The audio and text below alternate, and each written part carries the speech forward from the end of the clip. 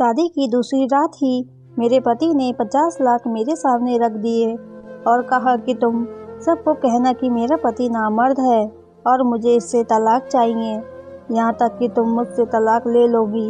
मैं हैरान हुई क्योंकि मेरा पति तो बिल्कुल ठीक था, फिर वह ऐसे क्यों कह रहा था।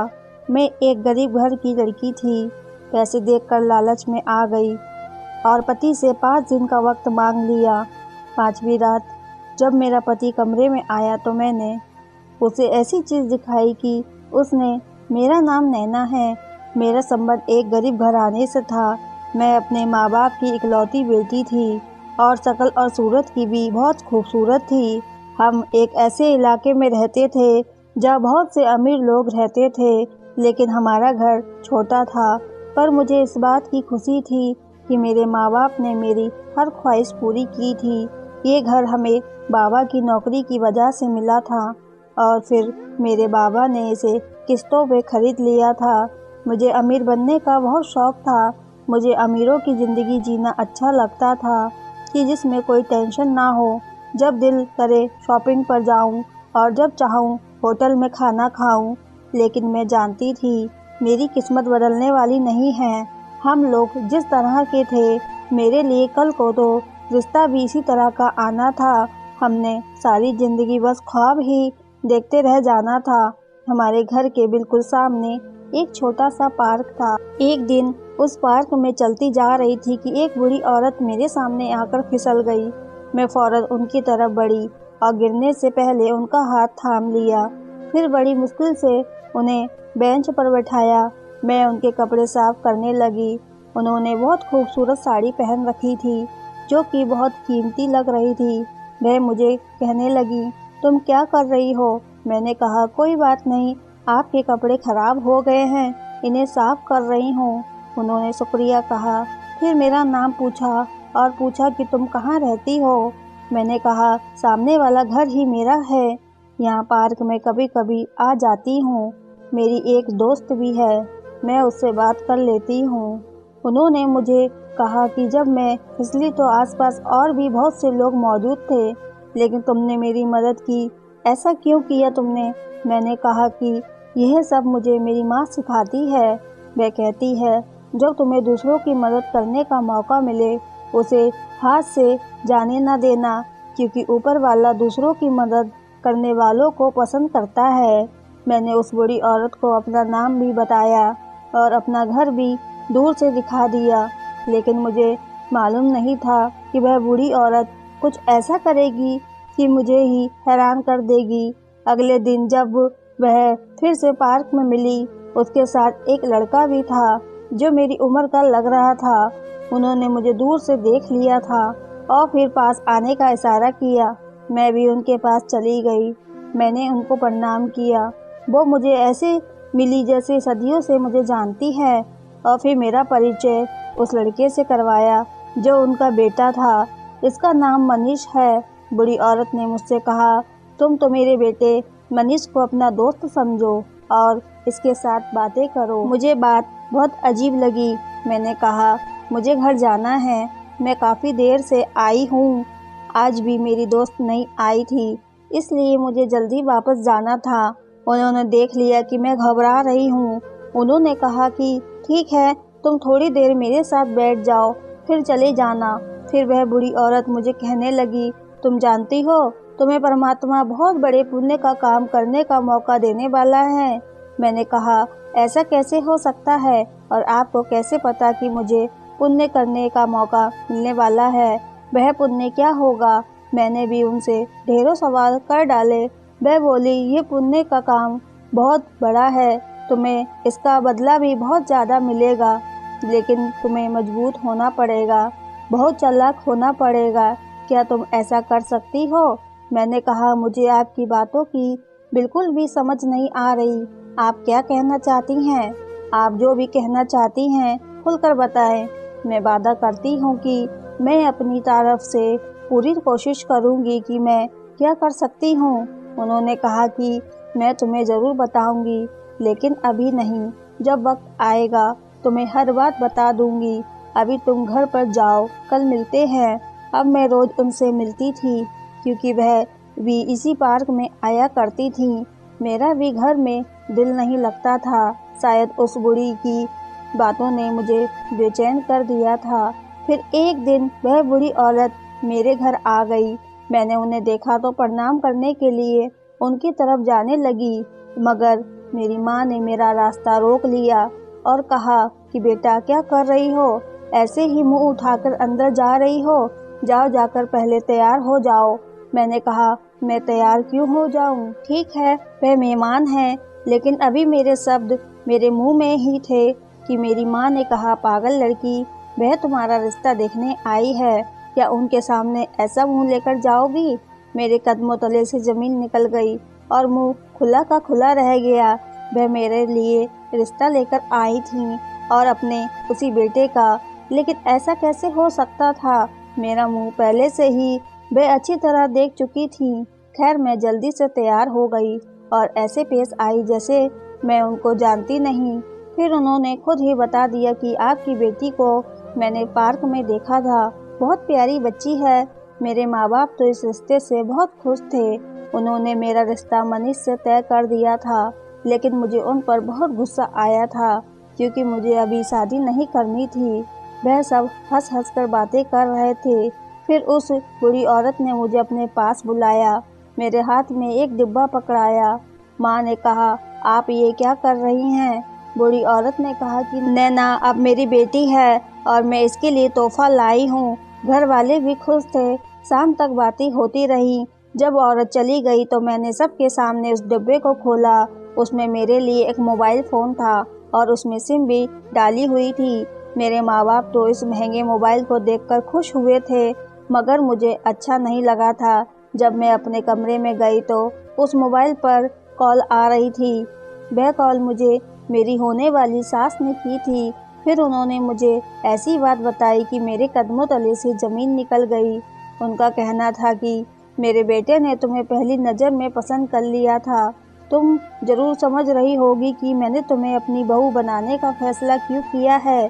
दरअसल ये फैसला मेरे बेटे का था। वह तुम पर पहली नज़र में ही मर मिटा है, इसलिए मैं तुम्हारे घर रिश्ता लेकर आई थी और अब मैं तुम्हारी तरफ से हाँ का जवाब सुनना चाहती हूँ। बेटी, मैं तुम्हें बहुत खुश रखूँगी। मैं क्या कहती, मैंने उसको बस इतना कह दिया कि जैसे मेरे माँ बाप की मर्जी होगी वह आपको बता देंगे। इस बात पर भी बहुत प्रभावित हुई कि मैंने ऐसी बात बोली है। खैर, मेरी शादी पक्की हो गई। शादी की बात होने से लेकर मंगनी और फिर मंगनी से विदाई तक मेरे लिए इतने तोहफे आए कि मैं भी हैरान रह गई। एक से एक महंगा तोहफा, और वह भी सारे के सारे मनीष की तरफ से थे। इसका मतलब कि वह मुझे पसंद करता था। कहीं किसी किताब में पढ़ा था कि अगर आपने शादी के बाद खुश रहना है तो ऐसे आदमी से शादी करें जो आपसे मोहब्बत करता हो। अगर उस लड़के को मुझसे मोहब्बत हो गई थी तो फिर तो मैं बहुत खुशकिस्मत थी। वह खूबसूरत भी था, मुझसे मोहब्बत भी करता और माँ भी उसकी बहुत अच्छी थी। यहाँ तक कि उसका खानदान भी छोटा सा था। उसकी माँ मुझे वैसे भी बहुत अच्छी लगती थी, यानी कि मेरी सास खुशी से फूले नहीं समा रही थी। पहले मुझे शादी करने का कोई मूड नहीं था, लेकिन अब मुझे बहुत अच्छा लग रहा था। अब मैं अपने घर आ गई। मेरा कमरा बहुत खूबसूरती से सजाया गया था। मैं बस देखते ही जा रही थी। दरवाजे पर हल्की सी आहट हुई। मैं सीधी होकर बैठ गई, मगर उस वक्त मनीष नहीं बल्कि मेरी सास आई थी। वह मेरे कमरे में आई, मेरा हाथ पकड़कर पहले मेरी तारीफ की, फिर मुझे प्यार किया और कहने लगी, बेटी, मैंने तुम्हें कहा था ना कि ऊपर वाला तुम्हें एक बहुत बड़े पुण्य के काम को करने का मौका दे रहा है। किसी को सही राह पर लाना तो भी पुण्य का काम ही होता है। किसी को बदलना भी तो पुण्य ही है। अगर कोई बुरा इंसान है और उसको एक अच्छा इंसान बना दो तो तुम्हें नहीं लगता कि ये बहुत बड़ा पुण्य है? मैं आपकी बात समझी नहीं। आप जो कुछ कह रही हैं वे बेशक बहुत ही अच्छा काम है, इसे पुण्य कह सकते हैं। आप मुझे पूरी बात बताएं, मैं वही करूँगी।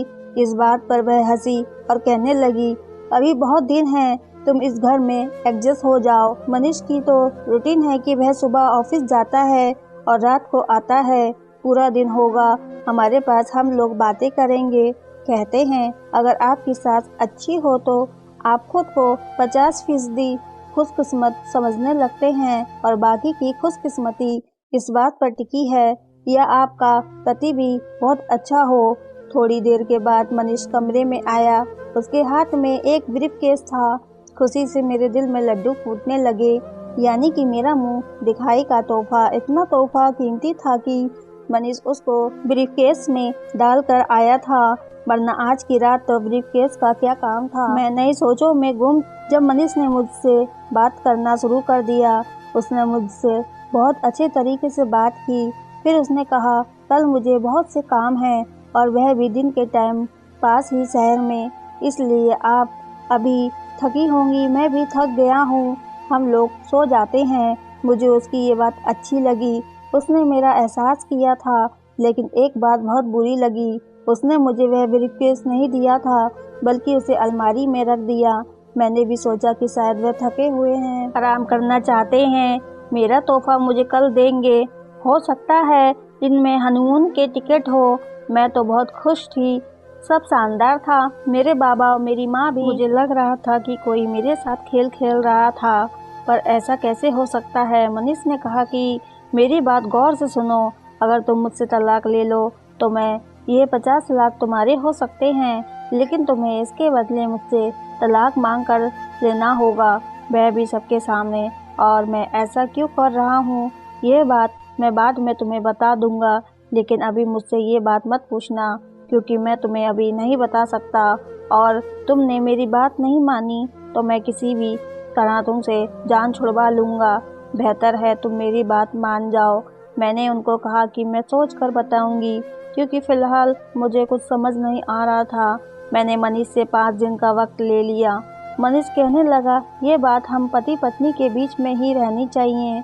उसकी बात पर हंसी और कहा कि मुझसे तलाक की बातें कर रहे हो, मेरी ज़िंदगी उजाड़ने की बात कर रहे हो और कहते हो कि मैं किसी को बताऊं भी नहीं।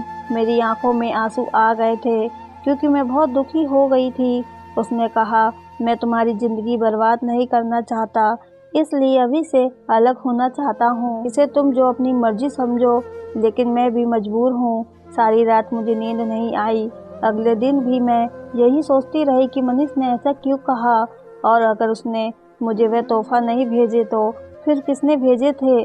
बल्कि वह तो कह रहा था कि मैंने भी उसे तोहफे भेजे थे, और यह भी कह रहा था कि मैं उससे तलाक मांग लूं। अगर वो चाहता तो 1 सेकंड में ज़बरदस्ती मुझसे तलाक ले लेता। तलाक के कागजात पर मुझसे साइन करा कर अपनी जान छुड़वा सकता था। फिर वह मुझे इतनी बड़ी रकम क्यों दे रहा है। इन पैसों से मैं अपने लिए बहुत कुछ कर सकती थी। मैं इस रिश्तेदारी और शादी को भी भूल सकती थी, क्योंकि शादी में मेरा दिल भी कभी नहीं था। बस मैं मनीष की दौलत को देखकर खुश हो गई थी, लेकिन दौलत तो मुझे मिल रही थी। अगर मैं अपनी अकल इस्तेमाल करती तो मैं 50 लाख से 50 करोड़ कमा सकती थी। मेरा दिमाग किसी मशीन की तरह चल रहा था। अगर मनीष ऐसा क्यों चाहता था कि उससे तलाक मांग लूं, इस तरह तो उसकी बदनामी होगी। जाहिर है जब मैं उससे तलाक मांगती तो फिर उसकी कोई वजह भी बतानी पड़ेगी। सारे खानदान वाले और घर वाले मेरे पीछे पड़ जाएंगे। अगर मैं ये सब करके मनीष का नाम बदनाम करवाती और अपने आप को सबके सामने जलील भी करवाती तो मुझे पैसों से क्या खुशी मिल जानी थी। मुझे समझ नहीं आ रहा था कि मैं क्या करूं। मनीष ने कहा कि ये बात किसी को नहीं बताना, पर ये छुपाने वाली बात नहीं थी। फिर भी मैंने ये बात सबसे छुपाई। तीसरे दिन मैंने बहुत मजबूर होकर ये बात अपनी सास को बता दी, इसलिए क्योंकि उन्होंने मुझे रोते हुए देख लिया था। रोता देखकर वह पूरी रात तड़प उठी कि मेरी नई नवेली बहू बेचारी रो रही है। उन्होंने मुझे अपनी कसम दी, तब जाकर मैंने उनको सब कुछ बता दिया। वह अपना सर पकड़कर एक तरफ बैठ गई और फिर मुझे कुछ ऐसा बताया कि मैं हैरान रह गई। और फिर वह दिन भी आ गया जब मेरे पति से मांगा हुआ वक्त भी खत्म हो गया था। रात के वक्त मनीष कमरे में आया। उससे पहले जो दिन भी गुजरे थे उसने कमरे में कदम नहीं रखा था। बस अपनी माँ के सामने मुझे बुलाता था, वह भी ऐसे जैसे मेरा दीवाना हो। मेरे पति ने मेरे सामने फिर से ब्रीफकेस रखा और कहा, उम्मीद है तुमने अपना फैसला कर लिया होगा। तो फिर बर्बाद करने के लिए मेरे पास बिल्कुल भी वक्त नहीं है। अब कोई ड्रामा ना करना, जो मैंने तुम्हें कहा है बस वह करो और बताओ तुम ये सब कैसे करोगी।